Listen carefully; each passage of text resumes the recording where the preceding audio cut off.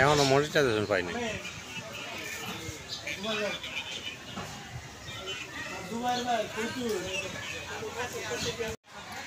আজকে প্রথমবারের মতো গাজীপুর জেলার কালিয়াকৈর উপজেলার চা বাগান এলাকায় আসলাম।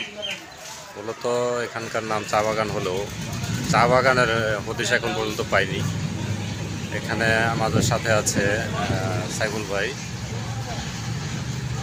সাইফুল ভাই, এখানে কি চা বাগান পেয়েছেন আপনি? ভাই আমিও পাইনি, আপনি পাইছেন কিনা? কিভাবে চা পেয়েছি? চা পেয়েছি। চা মাঠা অবশ্য এখানে আছে, পাশে যে সুন্দর একটি নদী আছে, নদীটির নাম এখন অবশ্য জানি না। এটা হচ্ছে তুরাগ নদী। মুরব্বী, নদীর নাম কি? তুরাগ, সম্ভবত তুরাগ নদী। আপনিও জানেন না? তুরাগ নদী। সুন্দর একটি নদী, এখানে মনোরম পরিবেশ।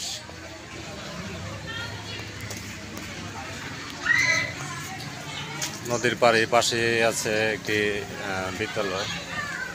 এখানে আছে একটি মাঠাঘর প্লাস ফুচকা।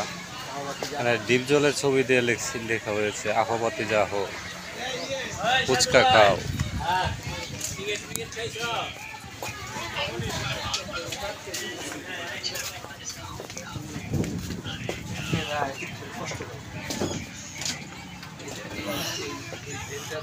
সুন্দর একটি মনোরম পরিবেশ।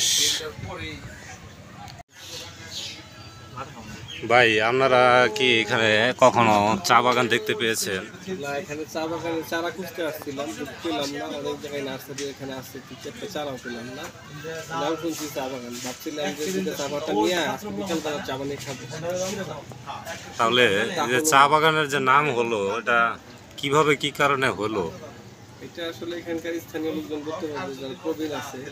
কালের বিবর্তনে চা বাগান হারিয়ে গেছে। এক সময় এখানে চা বাগান ছিল, অনেক চা উৎপাদন হতো, কিন্তু আজ কালের বিবর্তনে সেটা হারিয়ে গেছে।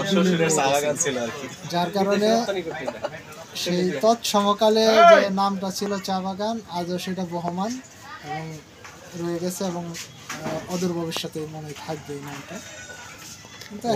অতীতে এখানে চা বাগান ছিল তাহলে, না? এমনই গাল গল্প আমরা লোকমুখে শুনে আসছি। এখন এটা মাঠার জন্য বিখ্যাত চা বাগান, অদূর ভবিষ্যতে কিসের জন্য বিখ্যাত হবে বলা যাবে।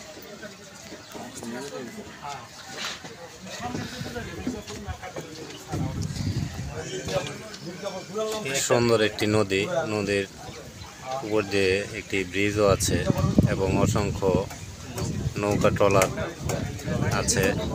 ট্রলারে করে অনেকে এখানে বিনোদন করে। নৌকা থেকে আপনার নিয়ে যাওয়া